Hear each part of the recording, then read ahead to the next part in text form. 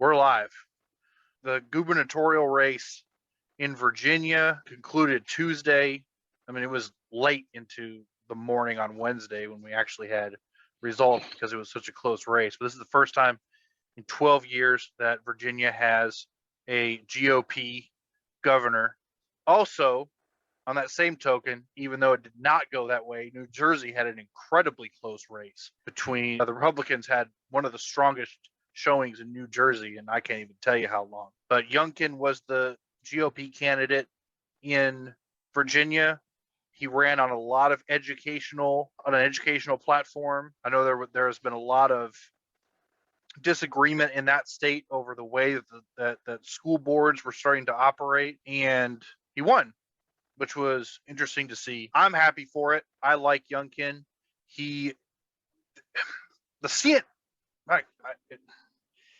There's a certain point in my brain whenever I saw him win in that announcement, I was like, I've got to see what MSNBC is saying. I've got to see what CNN is saying.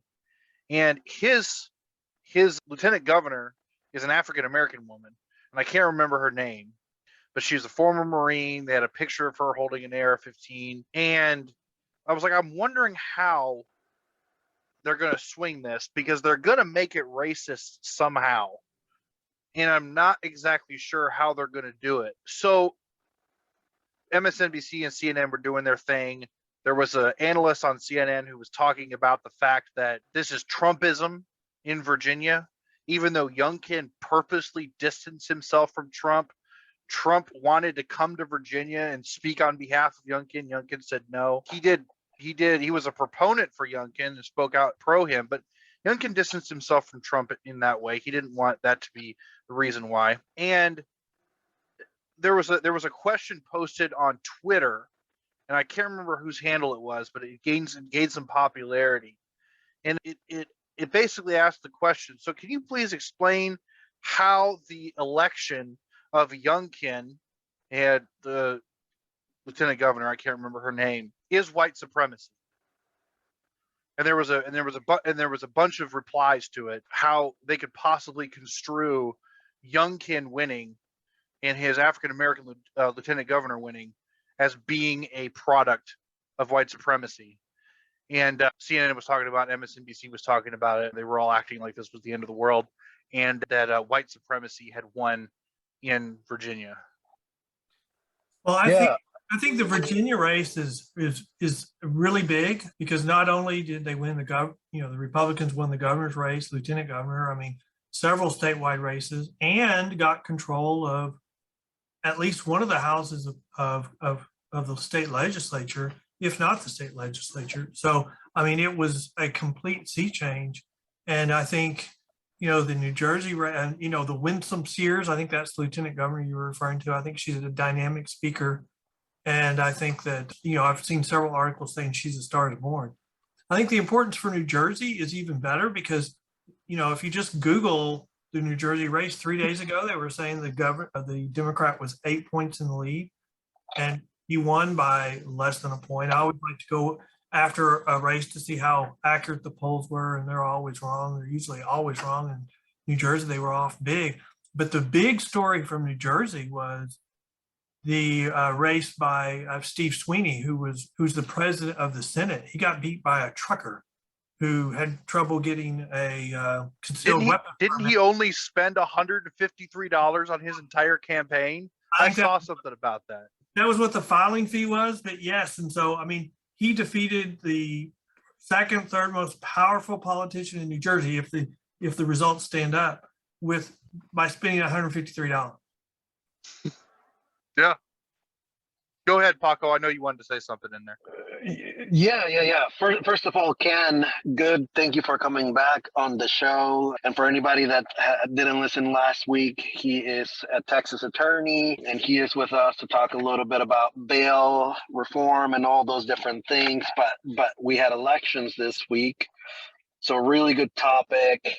And it shows how big Democrats are failing at getting people excited, energized, how much money they're putting into those local elections, and they are losing to people that are not putting money into their races. Like there's that example that you just gave in Virginia. I think Democrats spent like $20 million in just a short period of time, while Republicans only had to spend like 200,000, and it was an operation out of their garage.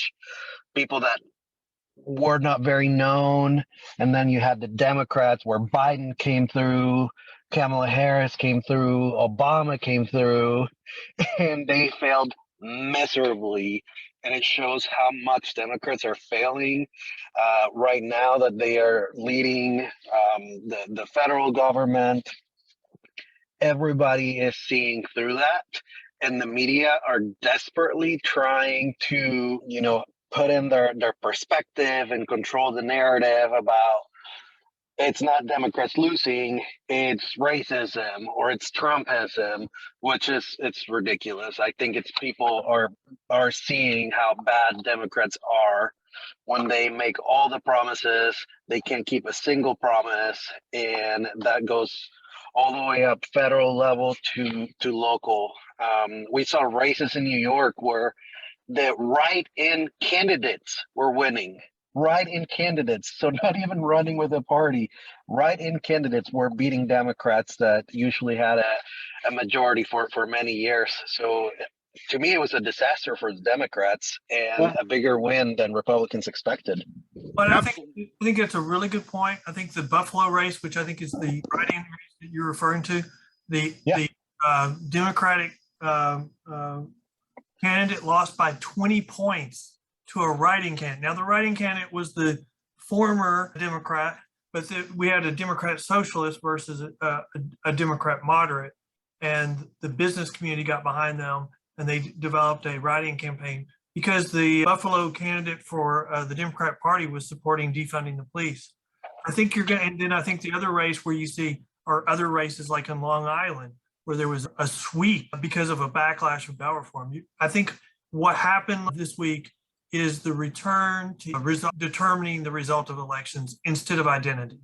And what you see by CNN, MSNBC, and you see them trying to posture the win as in violation of an identity politic, because the Democrats are all about placing you in identity, and then based on that, you have to vote for them. And so I think the election was the first one that we've had in a while where identity politics wasn't the deciding factor in the election. It was issues. Bail reform, there was a big backlash on that. Defunding the police, there was a big backlash on that. Minneapolis, the epicenter of that, did not vote to defund the police. They voted to keep the police, and on and on and on. And you see Democrats trying to say, well, we just didn't go liberal enough. Or they're now saying, well, it's because of identities, these people are racist, and people, their friends that normally vote for them suddenly became racist and voted for, Trumpism. That's ridiculous. It was the issue, a return to issue resolution of elections. Yeah, that's a good way to put it. I wanted to set this up. Ken, you made some excellent points. Identity politics. I think the majority of people here in this country are getting tired of it. I mean, absolutely. It ran its course for a while, and it was really big during the Trump election. I mean, it was at its peak during that election, and I think they're just tired of it. And now they're looking around and going, okay, which party is showing the best, which party has failed us, and which party has shown the best progress. But I also wanted to mention something when it comes to Joe Biden's failed administration, and I'm willing to say now it's a failed administration. Whenever he took off, there were a couple things that we talked about, Paco. We knew he wasn't going to do anything. I didn't realize it was going to be this bad. I didn't realize we were going to have the F Joe Biden chants, the Let's Go Brandon t-shirts. I didn't realize it would get this bad this quick. And I also didn't realize that Kamala Harris would be as little and small of a force as she has been. I felt like Biden would slowly slip away and she would slowly step into the shoes. And I thought maybe the Democratic Party was looking at her as the potential running person in 2024 in the future of the party. But I don't know if she has slipped away because she no longer wants to be identified with Joe Biden, which is kind of understandable, or what's going on with her. But that's not really my point here. Having Joe Biden show up and, campaign for you, I don't think is a good thing for a Democratic candidate anymore. I think if you're trying to run for whatever office it is, but I'd probably be gubernatorial or higher, and you're a Democrat candidate, and Joe Biden says he wants to come, speak positively for you, I wouldn't want him to come because he does not have a positive presence here in this country, period, across both sides of the aisle. He has one of the lowest poll trends here in the US when it comes to his job performance, how he handled what happened in Iraq and Afghanistan, which we don't have to get into, but I consider that an absolute travesty. And everything else that's happened under the people are talking about the blockades of stuff being able to get to our ports, gas prices, which again, yes, he has a little bit of control, but it's not as big as everyone thinks. But everything lumped into one, I would not want Joe Biden showing up and campaigning for me. I would want to distance myself as much as possible from him. And I think that most Democrats are going to start doing that as time goes on, because they realize the more they align with the current Democratic Party in the US, right, the less votes they're going to get, because that particular party is still playing identity politics, as CNN and MSNBC did yesterday and today, talking about the Virginia gubernatorial race. They consistently tried to make it a racial thing. When the lieutenant governor he was running with was an African-American woman, they still tried to say, how can we assign this to white supremacy? And at the end of the day, eventually people have to open their eyes and say, this is absolutely stupid. This has nothing to do with race, and this has everything to do with the fact that the Democratic Party has failed here in the United States, and Joe Biden is just like the boss on top of the hill, right, of the final tilting failure of the Democratic Party. And he also comes from, he's an old guy who's been in the Democratic Party for a long time, and the Democratic Party did not come from racially sensitive background. I mean, the Dixiecrats back in the day, and everything else that came with it up until the New Deal. So, well, but I would argue that, look, we were sold a bill of goods on Biden. We were told that he was a moderate, he was going to be a return to normalcy, and that all of the idiosyncratic things, all the weird things that were supposedly only because it was all Trump. If we got rid of Trump, everything would go back to normal.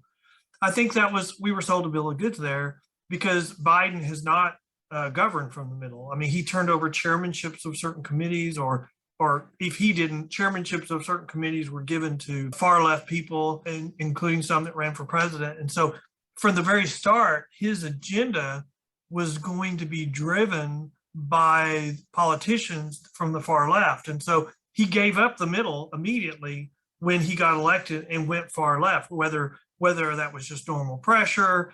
I mean, you could, if you wanted to be a conspiracy theorist, you could say, hey, they had something on him, maybe something dealing with his son. So he had to, he didn't have any choice. Whatever the reason, let's just make it, okay, he saw that as this expedient way to get elected. His opponents got on board because they were promised certain chairmanships. And so now they've received them and they're driving policy. And he's being stuck with trying to get people to agree with far left policies that are even more left than during the Obama administration, which we had trouble getting the country to agree to then. So the country was never going to be on board with these types of policies. We know that from our history, but he pushed it anyway, or allowed it to be pushed. And I would say even the stuff in, Afghanistan, the Afghanistan troop pull down and the exit was all being led by, the far left of the party. That was the party setting the policy and deciding how it be done, which that was not what got Biden elected. Biden was elected with a promise of returning to normalcy to the center, and he abandoned it as soon as he got elected. And that's part of the reason why he's been so killed in the polls. See, from that perspective, I disagree, Ken. Just coming from the left, I think Biden, instead of doing anything for the left, has moved the left to the right. So like the AOC and the Bernie they started to move to the right and align more with what Biden and businesses want. Policy-wise, just this year, I don't see one single thing that has been given to the left. If anything, it has been kind of just words and trying to praise and appease people, but not a single thing has been done for the left. So we see it, Biden is going right and nobody wants to support him, and a lot of young people see that, and that's why they're not even showing up to elections. And it's another big piece of why Democrats are failing, because there's a huge amount of voters that align with left issues that nobody's representing. And they're also very popular issues across the country, not even though they're leftist issues, everybody supports them. And a lot of them were in the initial infrastructure bill. We know that they have all been ripped apart, and now the infrastructure bill is just a right-wing spending bill where it's all going to corporations and very little to the people. So from our view, from the left, nobody sees Biden as moving to our side. He has moved everybody that we consider an ally to the right, and we're not being represented by anybody in government right now. So I think another reason why Democrats didn't have any support from young people this past Tuesday. I actually love getting those thoughts from you, because those are things that are contrary to everything that I would have considered. And so I love hearing that, because, what I was meaning when I said that is, he allowed the original bill, the 3.5 trillion to be set by the left. And then he got caught in a box because, the people in a 50-50 Congress or a 50-50 Senate that decides whether it passed or failed, so they wouldn't do it. So he was trying to be actually the mediator in that situation. And so I think he allowed, if he had been a true moderate, he would have come to the left and said, you can't get 3.5 million. You have to start at 1.5. We're 50-50, be realist, make your priorities. And I respectfully, I disagree that a lot of the policies that were originally contained in the 3.5 million are trillion. It's not million, it's not billion, it's trillion proposal were widely supported, because, the inflationary impact on just that spending, it would be huge. And what the damage that would do to our country, along with the inflationary damage that we've already have happened, is a reflection on failing to set priorities. I know people think that we have a blank check, and compared to many households, we do. But inflation is the check. Inflation, the inflation that we're having shows we do not have a blank check. And if we continue to act like we do, then we know what will happen. And so that's why you see people pulling back. But I think also I would just say that I want you to believe what you just said. And I want all the people on the left to conclude from this election that the reason why they lost is because they didn't go far enough left. That's what I want y'all to believe, because then next year we'll see if we have a different result. So y'all need to go harder, try harder. We need to go, y'all need to be pushing this further to the left, and we'll see what happens next year's election. Yeah, at next year's election, I think it's going to be a repeat of this Tuesday, if not worse, just because there is nobody representing the left right now, at least as a preview for next year. So I think it's going to be a repeat of this Tuesday. Young people not showing up, high Republican turnout, and Democrats, they are going to spend so much money and try to win, but it's not going to happen. They're not giving people reason to show up and vote for them. There's other stuff impacting this, other than the infrastructure spending bill. And when we're looking at the infrastructure spending bill, everyone likes to say how much it is, right? We cut it down. I don't think it's necessarily the amount of the spending bill as it was what the spending bill was for. Where that money was going to be allocated to became a huge problem. And Paco, you have a point when it comes to business, but business invest from a government perspective is not necessarily a bad thing, as long as there are tangible tie downs to individual workers. I think the problem is, they looked at the amount and said, okay, this is too much. Yes, I personally agree it was too much. And Ken, you're right. We're talking about trillions of dollars here, multiple trillions of dollars. But I think the main issue wasn't the amount that the bill was; it was where the money was going to go. Paco, to your point, you know, from a conservative, right? If I'm looking at the left, the more left you guys go, to Ken's point, the more left you push, more identity politics that is played, the more victimhood is played, because that's, you know, and I'm not saying every leftist is like that, but when you look at the left, that's what is almost constantly being displayed from Antifa's perspective, from all the other left perspective, is identity politics, and everything is against any person who considers them a part of any sort of victimhood group. If that continues to go, I don't think that's going to help the party at all. In fact, Yeah, I think I agree with you there, and that is that's not a left that a lot of young people and someone like me align with. That is the AOC left, you know, Rashida Tlaib and all of those Democratic Congress people. That's where they play in the identity issues. Back in the day, they used to really talk about economic policy and really impacting workers. Now they're focused on identity politics, and that is going to keep hurting Democrats if they keep going with that. The true unrepresented left is where you and I and even Ken align in a lot of things, where we know the government can't run things efficiently. So let's put more money in the local communities rather than the federal government. Let's give people more freedom. We don't like mandates. We don't like stuff. We align in a lot of things when it's that lower quadrant left. But the upper right quadrant left with AOC and them, they love mandates, they love identity politics, they love bigger government, and we don't. That's why there's a saying that says if you go enough left, you get your guns back, right? Because we don't like any of those mandates and government regulations. And that group is extremely, extremely unrepresented. And the media loves focusing on the identity politics because that is where a lot of right and left people fight. So they try to keep an audience in that area, because if they started to focus on the issues that impact real life people, they start to find where a lot of leftists and right-wing people agree on things, like smaller federal government and more money to local communities, no mandates. The media doesn't pay attention to that because then there's no fighting like we have right now. Well, that's not the general idea of the current Democratic Party. The current Democratic Party is not left, as you would call them, left. No. The current Democratic Party is not.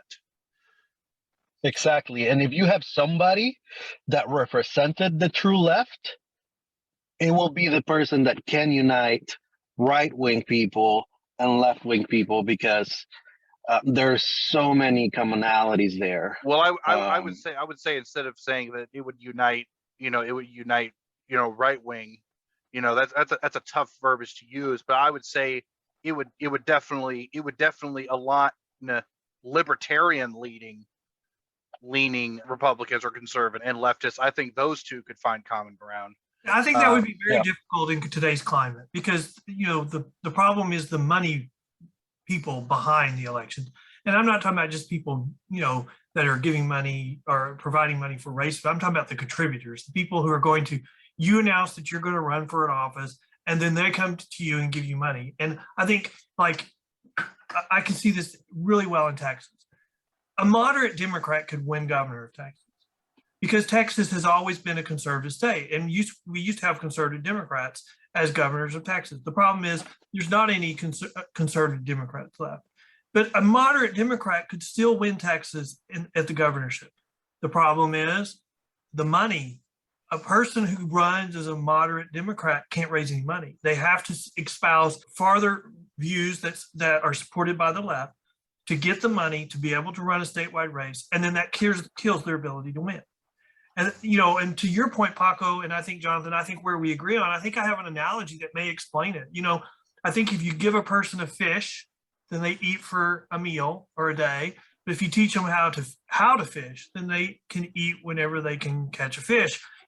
And I think, sometimes our social programs we're giving our people something to eat for today, but we're not teaching them how to be self-sufficient in our society.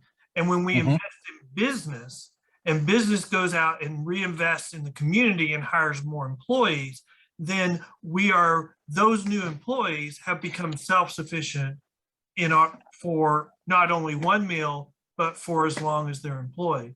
And I see that as the big difference between how we decide to address crises in our community. Because I think giving somebody money for a meal is a way to address it, but also a tax decrease so that businesses have extra money to invest in their community and their buildings so that they can hire more employees is also just as good an alternative.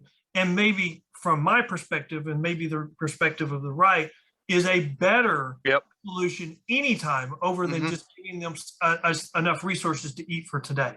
Yeah, and that's where we talk about the investment in the community, and that's where that's where we're going to differ. I believe an investment in community is an investment in industry. It's an investment in business. It's an investment in jobs, and it's an investment also in education too, which I'm sure Paco is on board with. Trade school education, things along those lines. When you're investing in the community from the bottom up, meaning you're starting with infrastructure, education, and then businesses for jobs, then those communities are going to thrive. And I agree with Ken on that when you look at investments and you say, oh, I don't want to give money to business, we're not just talking about Amazon level businesses here. We're talking about small businesses, medium-sized businesses who are then going to have the ability to grow and bring on more employees. And those employees then are going to have a paycheck, be able to raise their families, buy property, buy houses, all that type of thing. So I think it's an incredibly important part of growing a community too. So people say, oh, no money to businesses, that's a bad thing. No, it's not. That trickles down. And I don't like using the word trickle down because everybody thinks about trickle down economics, but it trickles down and benefits the communities that those businesses operate in. So I think it's incredibly important. But Paco, question to you too. Definitely give you a chance. I don't want to roll over you, but how would you say, from your perspective, if you could take this money that the United States government's working right now for the infrastructure bill, and you were in charge of putting it where you wanted it, where would it go? It has to go a lot to infrastructure and giving out contracts to repair all the roads, highways, the different ports and airports. So a lot of money has to go there. It has to go to education and funding education programs. That has been stripped. Like there was supposed to be free community college. That has been taken away, even though it's widely popular. Both Republicans and Democrats support it. I think it's like 70 or 80% popular. That has been taken away, but it has to go to that. Clean energy, that we need to have I always talk about this military budget for clean energy, right? The military doesn't need the budget increases that we keep giving them every year. Like they give them $20 billion this year just because we're not even at war anymore. We ended one and they gave them $20 billion extra dollars. Why don't you put that into something that is going to create jobs, like converting and upfitting buildings to be more energy efficient? Independent companies can take this on. You can hire independent companies to do these infrastructure projects, and these companies would then grow and have to hire people in order to do this. So it doesn't have to be the government owning that process. It can be done through private. Not at all. Yeah, not at all. You put out a contract and say, hey, I need all the city buildings to be more energy efficient, and companies start to bid for that. And you can make it in a very fair way. That's how spending, from my view, needs to happen. But instead, they're giving a lot of corporate subsidies in many different things, such as healthcare, privatizing roads, and doing a lot of different things in this spending bill. And it sounds like a big amount, right? Like when it was 3.3, 6 trillion, then 3.3, then 2.5, now 1.7. It's over the spread of 5 years. So it's also nothing crazy. And then, but so spending the way it is now leads to inflation because it puts money in the pockets of few. If you put spending the way I described it, where you're investing in the communities and those small businesses start to hire people, then inflation does not happen. And that's where you can go modern monetary theory, right? When you invest in those people, they get more money, so they're able to afford more things. When you put in the money of just a few people, then you have inflation because it creates a different problem there. So that's what how I would describe it, Jonathan. Well, I mean, I don't know. I mean, there's a lot to unpack there, and I think I would just kind of focus on, you know, the element about a free education. You know, I don't think education historically was free in our country until, you know, modern times, and not even that long ago that we have a free education up to the 12th grade. And this concept that we should now be providing a free education for college, I think you're seeing there's a reason why that was taken out. It was taken out because it was very expensive. And it's, you know, that promise when it was originally made by the politicians to try to obtain, in my opinion, more support from those constituents.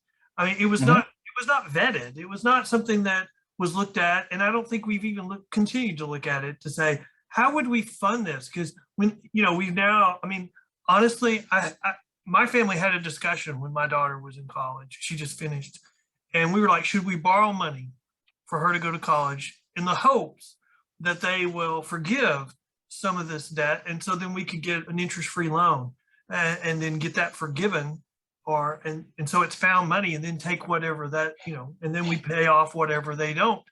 I think that's really, if you start getting involved in free education, you're going down that road, especially for college. The people that can figure out a way to take advantage of it will. The people that won't will still be the poorest people. And I, you know, I'm this is coming from, you know, I mean, I came from a very small town. I was the beneficiary of grants going to college, and I am a success story. You know, I have an undergrad degree, I have a master's degree, and I went to law school.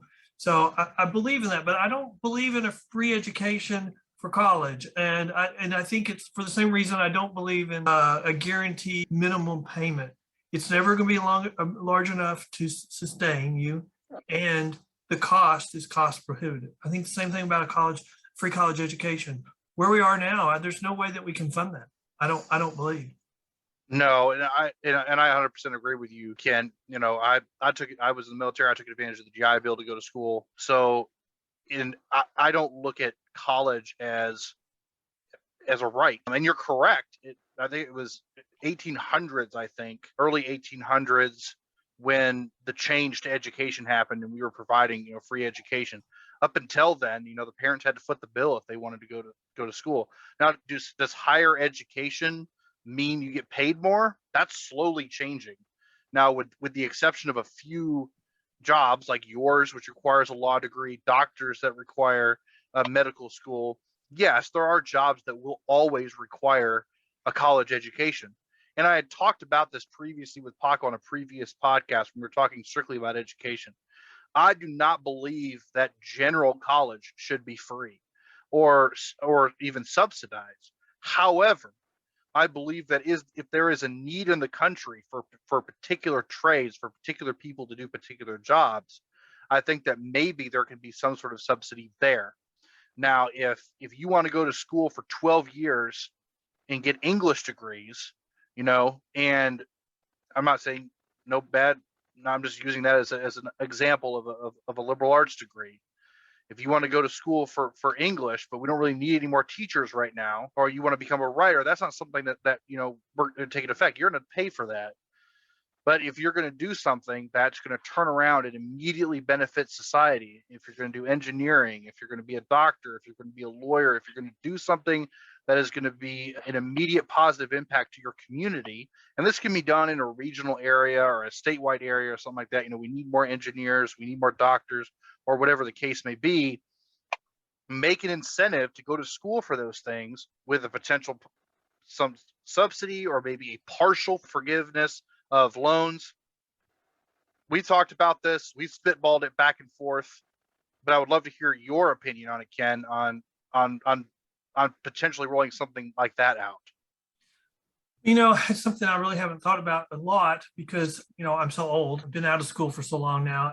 I've paid off my student loans several times. But, my thought is, when you give out a free education to everybody, everybody can study, they can do whatever they want, whatever leisure.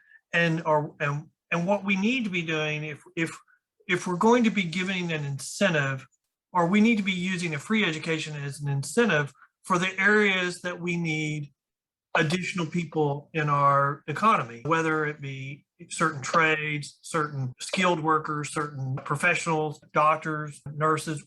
I think that we should be using that education, just like, a lot of criminal justice reform. I think we should be much more of a targeted basis. People who have shown or demonstrated that they have changed their course should receive the blessing or the discretion of the government to let them out early. But we should have across the board, hey, we're going to let everybody out, whether you have seen the light or whether you want to commit more crime. And I think education is the same thing. When we need certain types of areas of workers, we should be giving them an incentive. Like the best example I have is we just started a medical school here in my home county, Smith County in Texas. And yesterday on the news, they announced that a foundation had donated $4 million to the new medical school. And it was to pay for the tuition and fees of the entire first class of the medical school to completion of their school training. So if you agreed to go to this medical school as part of the first class, when you graduated, you wouldn't owe a dime. That's where we should be going in our education, for incentives, for areas, for people that we need. And we should be turning that over to the private sector, because I think the private sector does so much better at that. When we turn it over to the government, it becomes politicized. It becomes about everything. What is our needs? It becomes, what identity do we need to help so that they can give some type of payback to some group. And we need to take the politics out of it. And if politics is involved, then you can't take politics out of it. Yeah, I think we agree on those things, prioritizing where education money goes to, and it needs to be at the local level. Communities decide, hey, okay, so if we are going to make buildings more energy efficient, what companies here can do this? Oh, they don't have enough workers. Well, maybe we need to fund educational programs for people to come spend 1-2 years, and boom, they have a job.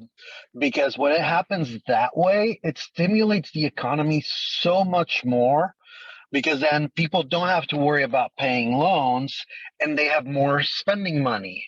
So they go spend more money at the store, more money at the pharmacy, or maybe they want to start a side business and then they start creating new jobs. So when people don't have to worry about those basic things, such as education, they have more spending money, and it totally needs to be prioritized based on what the community needs, not just free for all. To start, I think eventually we can get to a point where people have more choice. But to start, when we're trying to regulate the economy and spending, it has to be prioritized and calculate the ROI, because you're making an investment in people and you expect them that once they graduate, they're going to get a job, they're going to start paying taxes, and down the road, through those taxes, they basically funded their own education. So it's an investment that the government can do up front. And last point is, as you both, I'm sure you saw, last year the government spent $4 or $5 trillion in businesses with that CARES Act that got passed in March or April of last year. So we like to talk about there is no money to fund things. There is always money. We live in this fiat currency. They can print money at any time, and only certain things cause inflation, not every time money is printed. It all depends on how that money is spent and how it plays into that supply and demand aspect of things. Well, I think I have somewhat of a disagreement. I think the CARES Act is just one example of why we can never have a guaranteed a minimum income, because the inflationary rate of that, I think you would trace of what we're going through now, you trace back to that act itself is what started it. And the amount of money that added to the debt was just an astronomical amount. And I would just kind of point out, we're talking about, if we would mandate that buildings become more efficient, I mean, that starts to raise issues about whether, we built a building, we invested millions of dollars in it. Now, probably today, it's hundreds of millions of dollars that we invested in it. And when we built it, it complied with all the requirements and all of the codes that were in place at the time. And so if we start imposing new conditions on them and changing the rules over the rules that were in place at the time the building was built, we have provisions in our Constitution where that constitutes a taking, where you're now taking that building and you're now going to have to compensate them for the cost of that building. That's the reason why we have incentives sometimes for buildings. We give them, we're going to give you an incentive to make your building more cost efficient, or because we can't mandate it. So we can give you some things that, maybe we don't like to do, but it's incentives, some grants, so that they will come in and do what we want them to do. But it's because we can't mandate it, because when they built the building, they built it in compliance with all the rules at that time. We just changed the rules in the meantime.